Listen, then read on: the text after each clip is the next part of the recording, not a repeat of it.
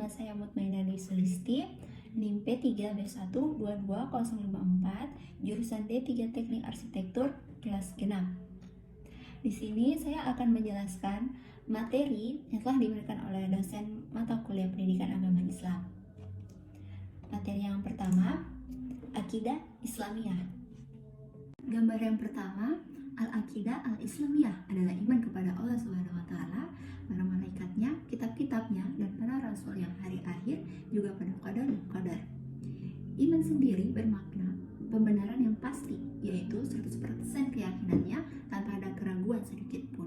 Iman sesuai dengan kenyataan memiliki dalil atau bukti yang kuat. Dalam Islam menegaskan penggunaan akal bersama-sama dengan perasaan hati dan mewajibkan atas setiap muslim untuk menggunakan akalnya dalam beriman kepada Allah Subhanahu wa Ta'ala serta melarang bertaklid atau ikut-ikutan dalam masalah akidah. Untuk itulah Islam telah menjadikan akal sebagai timbangan dalam beriman kepada Allah Subhanahu wa Ta'ala. Sebagaimana firman Allah Subhanahu wa Ta'ala dalam Quran surah Ali Imran ayat 197 yang artinya, sesungguhnya dalam penciptaan langit dan bumi dan silih bergantinya malam dan siang terdapat tanda-tanda bagi orang-orang yang berakal. Jadi, iman kepada wujud Allah itu datang dari akal dan memang harus datang dari jalan seperti itu. Itu pula yang menjadi dasar kuat untuk beriman terhadap hal-hal gaib dan hal yang dikabarkan oleh Allah Subhanahu wa Ta'ala. Sebab, jika kita telah beriman kepada Allah Subhanahu wa Ta'ala yang memiliki sifat-sifat ketuhanan itu, maka wajib pula bagi kita untuk beriman terhadap apa saja yang dikabarkan olehnya. Baik hal itu dapat dicerna oleh akal maupun tidak, karena semua itu dikabarkan oleh Allah Subhanahu wa Ta'ala. Di sini kita wajib beriman kepada hari kebangkitan dan pengumpulan atau ba'ats, surga dan neraka, hisab dan siksa, juga beriman akan adanya malaikat, adanya jin dan syaitan, serta apa saja telah diterangkan Al-Quran dan hadis qadhi. Iman seperti itu walaupun didapat dengan jalan naqil atau mengutip dan mendengar, akan tetapi pada dasarnya telah terbukti oleh akal. Jadi akidah seorang muslim itu harus bersandar kepada akal atau pada sesuatu yang telah terbukti dasarnya oleh akal. Apa saja yang tidak terbukti oleh kedua jalan tadi, yaitu akal serta nas Al-Quran dan hadis na'i atau mutawir, haram baginya untuk mengiktikadkannya. Sebab akidah tidak boleh diambil kecuali dengan kepastian atau keyakinan. Oleh karena itu, kita wajib beriman kepada kehidupan sebelum dunia, yaitu adanya Allah Subhanahu wa Ta'ala dan proses penciptaan olehnya, serta beriman kepada kehidupan setelah dunia, yaitu hari akhirat. Perintah-perintah Allah itu merupakan tali penghubung silah antara kehidupan dunia dengan kehidupan sebelum dunia, yaitu hubungan penciptaan dan sekaligus menjadi tali penghubung kehidupan dunia dengan kehidupan sesudah dunia, silatul musabah. Dan pastilah hal ikhwal manusia terikat oleh tali penghubung ini. Karenanya manusia wajib berjalan dalam kehidupan ini sesuai dengan peraturan Allah Subhanahu wa Ta'ala dan wajib beriktikad bahwa ia diciptakan oleh Allah Subhanahu wa Ta'ala dan akan dihisab di hari kiamat atas segala perbuatannya di dunia. Dengan demikian telah terbentuklah pemikiran yang jernih tentang apa yang ada di balik kehidupan, alam semesta, dan manusia. Serta telah terbentuk pula pemikiran yang jernih tentang alam sebelum dan alam sesudah dunia. Dan bahwasannya terdapat tali penghubung antara dunia dengan kedua alam tersebut. Dengan demikian telah terurailah masalah besar itu secara pasti kebenarannya dengan akidah Islamiyah. Apabila kita telah beriman kepada Allah, maka wajib pula iman kepada syariat Islam sebagaimana terhadap akidah Islam. Karena seluruh syariat ini tercantum dalam Al-Quran dan telah dibawa oleh Rasulullah SAW. Apabila tidak beriman, maka ia kufur. Seseorang yang ingkar terhadap hukum-hukum syar'i secara keseluruhan atau sebagian dapat menyebabkan ia menjadi kufur. Baik hukum itu berkaitan dengan ibadah, muamalah, sanksi, ataupun mat'umah yang berkaitan dengan makanan. Satu-satunya jalan perubahan akidah dengan membentuk pemikiran yang benar dan jernih tentang akidah yang sahih yang melandasi kehidupan dan kebangkitannya. Hal ini dapat dengan menyampaikan kepada manusia pemikiran yang benar tentang pemecahan simpulan pada masalah besar atau uqdatul kubra dalam diri manusia. Apabila masalah besar itu telah teruraikan, maka terurai pula masalah yang lainnya. Sebab hanya merupakan bagian atau cabang dari masalah besar tadi. Oleh karena itu, bagi mereka yang menghendaki kebangkitan kebangkitan dan kehidupan berada di atas jalan yang mulia, harus terlebih dahulu memecahkan masalah besar ini dengan pemecahan yang benar, yakni dengan akidah yang benar. Islam telah menangani masalah besar ini, dipecahkannya untuk manusia dengan pemecahan yang sesuai dengan fitrah, memuaskan akal serta memberikan ketenangan jiwa. Oleh sebab itu, Islam dibangun di atas satu dasar, yaitu akidah, yang mengatakan bahwasanya di balik alam semesta, manusia dan kehidupan terdapat Sang Pencipta atau Al-Khaliq yang telah menciptakan ketiganya, dan yang telah menciptakan pula segala sesuatu yang lainnya. Dialah Allah Subhanahu wa Ta'ala. Akidah yang mengatakan bahwasanya pencipta ini telah menciptakan segala sesuatu dari tidak ada menjadi ada. Ia bersifat wajibul wujud, wajib adanya. Ia bukan makhluk karena sifatnya sebagai pencipta memastikan bahwa dirinya bukan makhluk, serta memastikan pula bahwa ia mutlak adanya. Segala sesuatu menyandarkan wujudnya kepada dirinya, sedangkan ia tidak bersandar kepada sesuatu apapun. Selanjutnya, materi yang kedua atau gambar kedua masih berkaitan dengan gambar yang pertama tadi, yaitu Uqdah Al-Kubra, artinya adalah simpulan besar, yaitu pertanyaan mendasar menyangkut akidah manusia. Pertanyaan mendasar tersebut berupa dari manakah manusia berasal, untuk apa manusia berada di dunia ini, dan akan kemana manusia setelah mati. Jika pertanyaan-pertanyaan Uqdah Al-Kubra tersebutlah terjawab, maka seseorang akan memiliki landasan, tuntunan, serta tujuan hidupnya. Yang pertama, dari mana kita berasal? Islam menjawab bahwa di balik alam semesta, manusia dan kehidupan ini adalah Khaliq atau Sang Pencipta yang mengadakan semua itu dari tidak ada menjadi ada. Al-Khaliq itu bersifat wajibul wujud, wajib atau pasti adanya. Ia pun bukan makhluk karena sifatnya sebagai Sang Pencipta memastikan bahwa dirinya lah bukanlah makhluk. Segala sesuatu yang dapat dijangkau oleh akal terbagi dalam 3 unsur. Yang pertama manusia, alam semesta, dan kehidupan, di mana ketiga unsur tersebut bersifat lemah atau tidak dapat berbuat sesuatu dengan dirinya sendiri dan terbatas. Jika ada yang terbatas, pasti ada sesuatu lain yang tidak terbatas, bukan? Sesuatu lain inilah yang dapat kita sebut sebagai Al-Khaliq, yang bersifat azali, tidak berawal dan tidak berakhir, dan wajib al-wujud serta mutlak adanya. Ia yang menciptakan manusia, alam semesta, dan kehidupan. Ialah Allah Subhanahu wa Ta'ala. Yang kedua, tujuan kita hidup di dunia ini adalah untuk apa? Dalam Quran surah Az-Zariyat ayat 56, Allah tidak menciptakan jin dan manusia melainkan agar mereka beribadah kepadaku.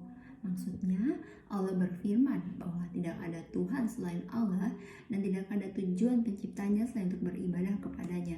Beribadah dalam bentuk apa? Yang dimaksud ibadah adalah melakukan perintahnya dan meninggalkan larangannya. Hal ini yang kemudian kita sebut sebagai taat kepada Allah Subhanahu wa Ta'ala. Yang ketiga, setelah mati kita akan kemana? Dalam Quran surah Al-Maidah ayat 105, wahai orang-orang yang beriman, jagalah dirimu karena orang yang sesat itu tidak akan membahayakanmu apabila kamu telah mendapat petunjuk. Hanya kepada Allah kamu semua akan kembali, kemudian Dia akan menerangkan kepada kamu apa yang telah kamu kerjakan. Dalam Quran As-Sajdah juga ayat 19-20 dijelaskan, adapun orang-orang yang beriman dan mengerjakan kebajikan, maka mereka akan mendapat surga-surga tempat kediaman sebagai pahala atas apa yang telah mereka kerjakan. Dan adapun orang-orang yang fasik atau kafir, maka tempat kediaman mereka adalah neraka. Nauzubillah min dzalik. Setiap kali mereka hendak keluar darinya, mereka dikembalikan lagi ke dalamnya dan dikatakan kepada mereka, rasakanlah azab neraka yang dahulu kamu dustakan. Jadi yang kita dapat pahami dari kedua surah tersebut adalah kita semua akan kembali lagi kepada Allah yang nantinya akan ada hari pembalasan pula. Surgalah yang akan didapat oleh orang yang bertaat dan nerakalah yang akan didapat oleh orang-orang kafir. Selanjutnya untuk gambar yang ketiga, syariat Islam. Sumber syariat Islam ada 4. Yang pertama Al-Quran, Sunnah, Ijma sahabat, dan Qiyas. Menurut istilah syariah, Islam adalah agama yang diturunkan Allah Subhanahu wa Ta'ala kepada Nabi untuk mengatur hubungan manusia dengan penciptanya, dengan dirinya sendiri, dan dengan manusia lainnya. Hubungan manusia dengan penciptanya mencakup akidah dan hukum ibadah. Hubungan manusia dengan dirinya sendiri mencakup hukum akhlak, hukum makan, hukum minum, dan hukum pakaian. Hubungan manusia dengan manusia lainnya mencakup hukum muamalat dan ukubat. Yang pertama, hubungan manusia dengan diri sendiri yang mengatur tentang pakaian, makan minum, dan akhlak. Pentingnya menjaga adab berpakaian, makan, dan minum menurut Islam. Adat berpakaian penting dalam kehidupan. Adat istiadat berpakaian di Indonesia, masing-masing daerah memiliki ciri khas yang selayaknya dilestarikan. Adat istiadat berpakaian yang tidak menyalahi ajaran Islam boleh dilakukan oleh orang-orang Islam. Adat berpakaian ditata agar manusia tidak berpakaian seenaknya.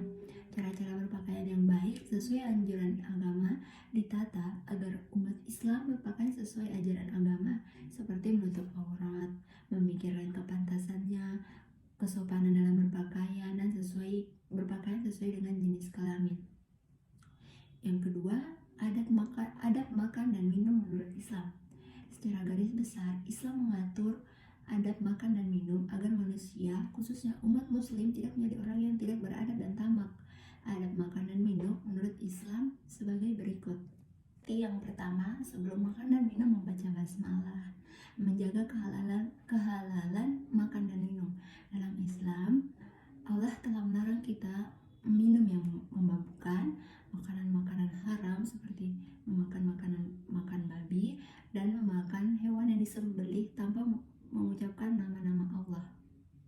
Yang kedua, hubungan antara manusia dan Allah Subhanahu wa Ta'ala. Dalam menjalin hubungan dengan Allah adalah kebutuhan yang paling utama dalam hidup di dunia. Karena bagaimanapun manusia adalah makhluk ciptaan Tuhan yang harus selalu mengingat akan Sang Pencipta. Menjalin hubungan yang baik dapat dilakukan dengan cara menaati segala aturannya dan menjauhi segala larangannya. Kita juga dapat menjalin hubungan dengan Allah melalui ibadah, melalui doa-doa yang kita panjatkan, dan juga selalu mengingat Allah dimanapun dan kapanpun. Karena sesungguhnya jika kita berdoa, itu sama saja dengan kita menjalin komunikasi dengan Yang Maha Kuasa. Dan juga ketika kita senantiasa mengingat Allah, maka kita akan senantiasa mendapat kedamaian hati dalam menjalankan setiap langkah kehidupan. Setiap manusia dilengkapi dengan fitrah. Fitrah manusia adalah tunduk dan patuh kepada Allah Subhanahu wa Ta'ala. Sebagaimana yang telah diikrarkan di dalam alam roh, fitrah manusia juga dilengkapi dengan kecenderungan melakukan kerusakan dan juga bersifat takwa kepada Allah Subhanahu wa Ta'ala. Yang ketiga, hubungan manusia dengan manusia lain. Pada gambar tersebut semakin nampak ketika dilakukan beberapa klasifikasi dimensi cakupan ajaran Islam, bahwa ekonomi Islam adalah merupakan salah satu bagian di antara 3 dimensi yang telah diklasifikasi, yakni subbagian dari cakupan interaksi manusia dengan manusia lainnya atau muamalah. Analisa pada gambar tersebut sudah sangat jelas bahwa sistem ekonomi Islam dibangun berdasarkan akidah Islamiyah yang mengharuskan pengaturan dasar sistem ekonomi terletak pada Al-Quran dan As-Sunnah sebagai titik sentralnya. Dalam Quran Surah Al-Baqarah ayat 208, Allah berfirman, "Wahai orang-orang yang beriman, taatilah Allah dan taatilah Rasul Muhammad dan ulul amri, pemegang kekuasaan di antara kamu. Kemudian jika kamu berbeda pendapat tentang sesuatu, maka kembalikanlah kepada Allah, Al-Quran, dan Rasul, sunnahnya. Jika kamu beriman kepada Allah dan hari kemudian, yang demikian itu lebih utama bagimu dan lebih baik akibatnya." Kemudian, apa itu fikih muamalat? Fikih muamalat menurut istilah adalah ilmu tentang hukum-hukum syariah yang berasal dari dalil-dalil syariah yang terperinci. Muamalat artinya adalah hukum-hukum syariah yang terkait dengan urusan-urusan duniawi, yaitu maksudnya hukum-hukum syariah yang mengatur hubungan atau interaksi manusia dengan kehidupan dunia. Contoh aplikasi fikih muamalah dalam bisnis. Fikih muamalah tersebut jika diaplikasikan dalam dunia bisnis akan jadikan bisnis tersebut sebagai bisnis Islami. Fikih bisnis Islami sifatnya normatif, maka ilmu bisnis Islami merupakan aspek empirik praktis dari bisnis dengan fokus pada sejumlah trik and tips dalam bisnis. Selanjutnya, hubungan fikih bisnis Islami dan ilmu bisnis dalam Islam.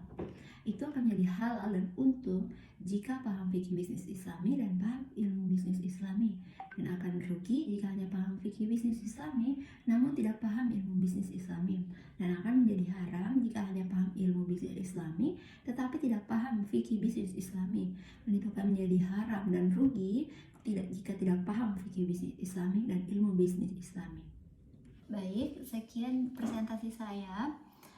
Saya akan mengutip sebuah surah Ali Imran ayat 133 yang artinya adalah, dan bersegeralah kamu kepada ampunan dari Tuhanmu dan kepada surga yang luasnya seluas langit dan bumi yang disediakan untuk orang-orang yang bertakwa. Baik, sekian dari saya. Terima kasih. Assalamualaikum warahmatullahi wabarakatuh.